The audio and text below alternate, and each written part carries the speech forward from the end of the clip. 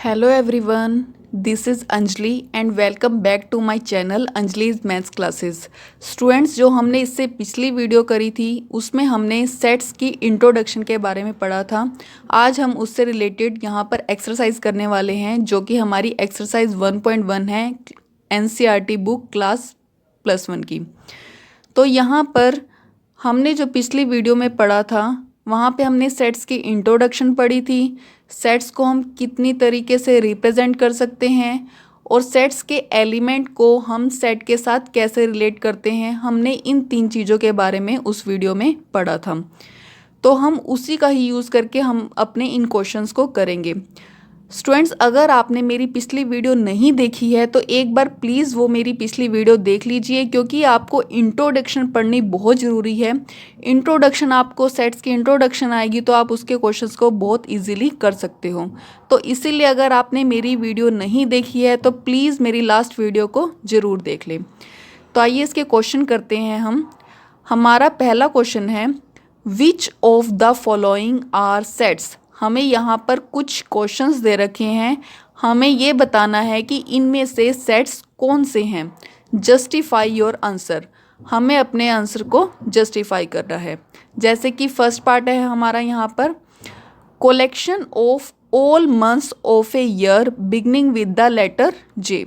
Letter J से start होने वाले जितने भी आपके मंथ्स हैं आपको उनकी कलेक्शन लेनी है। तो स्टूडेंट्स, जैसे कि आप जानते हो कि लेटर जे से जो भी हम यहाँ पर मंथ्स बनाएंगे वो हमारे सबके लिए सेम होंगे, कोई अलग नहीं होगा। हर किसी का यहाँ पर व्यू क्या होगा, सेम होगा। तो इसीलिए ये कलेक्शन हमारी कैसी होगी, वेल डिफाइंड होगी। तो हम इसको सेट्स बोल सकते हैं। तो इसका आंसर हम कैसे लिखेंगे, this collection is well defined, क्योंकि ये कलेक्शन हमारी वेल डिफाइंड है, so it is a set. तो इसीलिए ये क्या है, एक सेट है।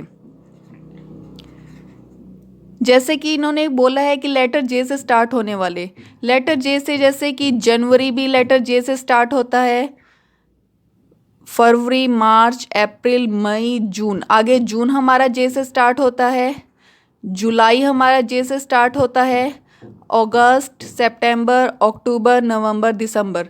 तो हमारे यहाँ पर पूरे ईयर में ऐसे 3 मंथ्स हैं जो कि जे लेटर से स्टार्ट होते हैं, जनवरी, जून एंड जुलाई। और ये कलेक्शन ऐसी है जो कि सबके लिए क्या है, सेम है। तो इसीलिए हम इस कलेक्शन को वेल डिफाइंड बोल सकते हैं। वेल डिफाइंड का मैंने आपको मतलब पहले भी बताया था कि ऐसी कलेक्शन जो सबके लिए सेम हो उस कलेक्शन को हम क्या बोलेंगे, वेल डिफाइंड कलेक्शन। तो ये कलेक्शन जो है सबके लिए सेम है। आप मुझसे पूछोगे तो मैं भी यही 3 मंथ्स बताऊंगी, आप किसी और से पूछोगे तो वो भी यही सेम 3 मंथ्स बताएगा। तो इसीलिए कलेक्शन हमारी वेल डिफाइंड है, तो इसको हम सेट बोल सकते हैं। नेक्स्ट है हमारी, the collection of 10 most talented writers of India. जैसे कि मैंने आपको पहले बताया था कि इस टाइप के क्वेश्चंस में हर किसी का व्यू अलग होगा, हर किसी का आंसर अलग होगा।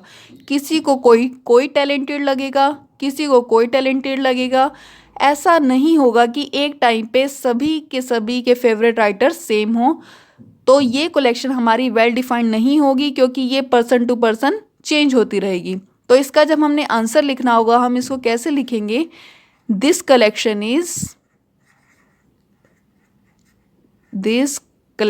Is not well defined. जब हमारा सेट कलेक्शन वेल डिफाइंड हो रही होगी, जो सेम होगी, उसके लिए हम लिखेंगे this collection is well defined. और जब सबके व्यूज अलग अलग होंगे तो हम लिखेंगे this collection is not well defined, so it is not a set. So it is not a set. Next जो पार्ट में हमसे पूछा हुआ है, a team of 11 best cricket batsman of the world. हमें वर्ल्ड के बेस्ट क्रिकेट बैट्समैन के बारे में बताना है, 11 बेस्ट क्रिकेट बैट्समैन के बारे में बताना है। अब यहाँ पर भी सेम वैसा ही होगा, मुझे कोई और पसंद होगा, आपको कोई और पसंद होगा।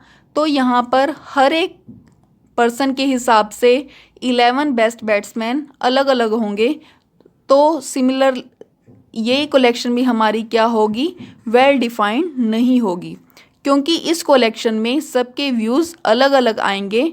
सो इसलिए हम लिखेंगे यहाँ पर this collection is not well defined, so it is not a set. Next part में हमसे पूछा हुआ है the collection of all natural numbers less than 100। हमें 100 से लेस जितने भी नेचुरल नंबर्स हैं वो बताने हैं। तो देखो, आप मुझसे पूछोगे नेचुरल नंबर्स लेस देन 100, तो मैं आपको क्या बताऊंगी, 1 2 3 सोन चलता जाएगा ऐसे, 99 है ना। सिमिलरली आप किसी और से भी पूछोगे तो वो भी हमें नेचुरल नंबर्स सेम यही बताएगा, लेस देन 100। सो ये कलेक्शन हमारी कैसी कलेक्शन है, वेल डिफाइंड कलेक्शन है। वेल डिफाइंड का मीनिंग मैं आपको दोबारा से बता देती हूँ कि ऐसी कलेक्शन जो सबके लिए सेम हो, उस कलेक्शन को हम क्या बोलेंगे, वेल डिफाइंड कलेक्शन। सो और जो कलेक्शन हमारी वेल डिफाइंड होगी उस कलेक्शन को हम क्या बोलेंगे कि वो हमारा सेट है। So it is a set. Next है the collection of all boys in your class. आपको अपनी क्लास के सारे बॉयज़ के बारे में बताना है। सो बहुत इजी है, आप यहाँ पर बता सकते हैं। आप अपनी क्लास के किसी भी स्टूडेंट से पूछोगे तो वो सारे सेम ही आंसर देंगे, वही आंसर देंगे जो आपने दिया है। सो this collection is well defined, this collection is well defined.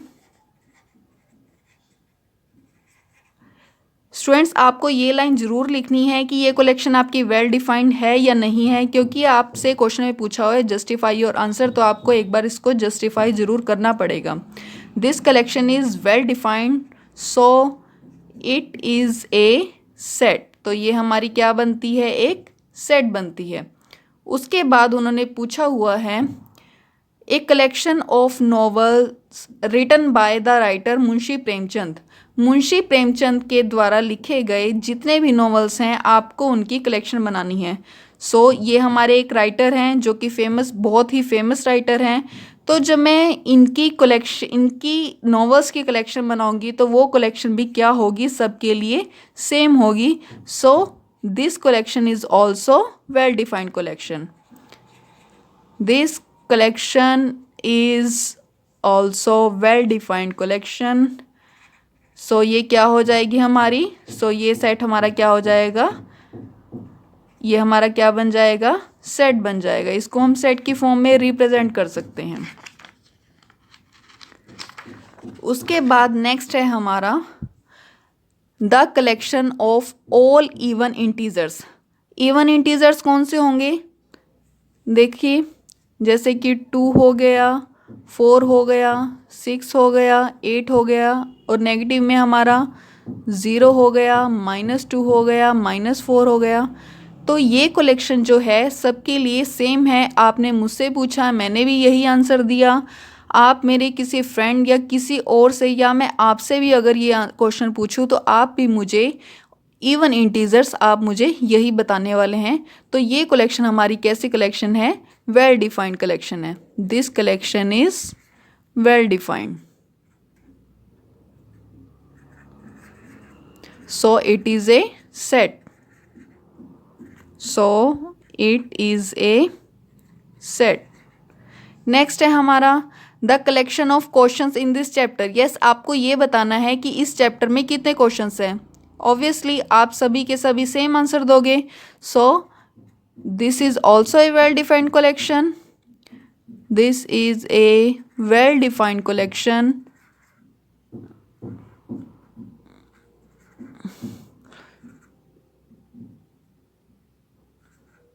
Well defined collection, so it is a set. तो ये हमारा क्या बनेगा, सेट बनेगा। नेक्स्ट है a collection of most dangerous animals of the world. आपको वर्ल्ड के मोस्ट डेंजरस एनिमल्स की कलेक्शन बनानी है।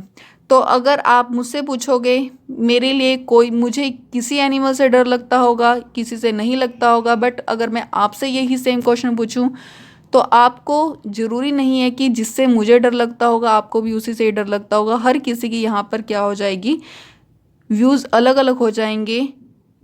जैसे कि मैं ये बोलूँ कि मुझे स्नेक से डर लगता है, बट कई स्टूडेंट्स ऐसे होंगे जिनको स्नेक से डर नहीं लगता होगा, तो ये कलेक्शन हमारी वेल डिफाइंड कलेक्शन नहीं बनेगी। It is not a well defined collection. ये हमारी कलेक्शन वेल डिफाइंड नहीं है, तो इसीलिए हम इसे सेट नहीं बोलेंगे। It is not a well defined collection, so it is not a set, तो ये हमारा सेट नहीं बनेगा। जो हमारा सेकंड क्वेश्चन है इसमें हमें क्या बोला हुआ है, हमें सेट ए दे रखा है। सेट ए के अंदर एलिमेंट्स हैं 1 2 3 4 5 6। जो इसके अंदर नंबर्स होते हैं हम उसे सेट के एलिमेंट्स बोलते हैं। तो इसके एलिमेंट्स कौन से हैं हमारे यहाँ पर 1 2 3 4 5 6। इंसर्ट द अप्रोप्रिएट सिंबल, आपको यहाँ पर सिंबल लगाना है बिलोंग टू और नॉट बिलोंग टू का इन द ब्लैंक स्पेसेस। ये जो आपको ब्लैंक स्पेसेस दे रखे हैं इसमें आपको बिलोंग टू और नॉट बिलोंग टू का सिंबल डालना है। तो स्टूडेंट्स मैंने जैसे आपको इंट्रोडक्शन वाले टॉपिक में बताया था कि बिलोंग टू का मतलब ये होता है कि वो एलिमेंट सेट से आप इसके मतलब से ही समझ सकते हो, इसका नाम है बिलोंग टू। बिलोंग टू का मतलब क्या होगा कि वो उससे बिलोंग करता है, और अगर इसको हम कट कर देते हैं तो इसको हम बोलेंगे not belong to. Not belong to का मतलब क्या होगा कि ये इससे बिलोंग नहीं कर रहा। अगर वो एलिमेंट इस सेट में होगा तो वो इस सेट से बिलोंग करेगा, इस सेट से मेल खाएगा, बट अगर वो इस सेट में नहीं होगा एलिमेंट तो वो बिलोंग नहीं करेगा। तब हमें ये वाला सिंबल डालना पड़ेगा। जैसे कि पहला है 5 है और यहाँ पर सेट ए है, तो देखिए यहाँ पर 5 एलिमेंट है। यस, ये रहा हमारा 5 एलिमेंट जो कि हमारे सेट ए में है। तो इसीलिए अगर वो एलिमेंट हमारे उस सेट में होगा तो हम कौन सा सिंबल डालेंगे यहाँ पर, बिलोंग टू का। सो 5 बिलोंग्स टू ए। उसके बाद है 8 और ए। यस, देखिए यहाँ पर 8 है 1 2 3 4 5 6। नो, यहाँ पर 8 नहीं है, तो 8 जो है हमारे सेट का एलिमेंट नहीं है। अगर हमारे सेट का एलिमेंट नहीं है तो हम उसे क्या बोलेंगे, does not belong to. So 8 does not belong to A. उसके बाद आता है 0। यस, चेक करो यहाँ पर, क्या यहाँ पर सेट ए में 0 कोई एलिमेंट है? नहीं, यहाँ पर 0 कोई एलिमेंट नहीं है, तो हम यहाँ पर भी क्या बोलेंगे, 0 does not belong to A. उसके बाद है यहाँ पर 4 का ए के साथ। 4 देखिए 1 2 3 4। यस, 4 यहाँ पर है जो कि हमारे ए सेट में है, तो हम यहाँ पर क्या बोलेंगे, 4 बिलोंग्स टू ए। उसके बाद है 2। यस, चेक कीजिए, अब आप इसको खुद से भी कर सकते हैं। 2 यहाँ पर देखिए, यस 2 आपके सेट में है, तो हम यहाँ पर क्या बोलेंगे, 2 बिलोंग्स टू ए।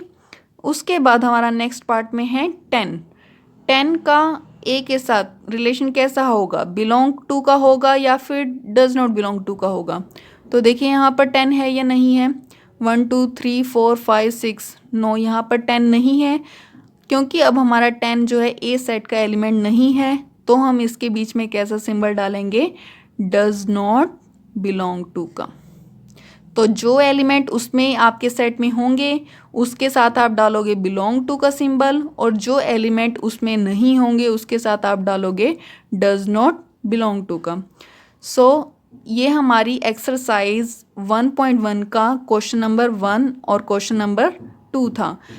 तो अगर आपको मेरी वीडियो पसंद आई है तो प्लीज़ मेरे चैनल को लाइक करें, सब्सक्राइब करें और ज़्यादा से ज़्यादा अपनी फैमिली और फ्रेंड्स के साथ शेयर करें।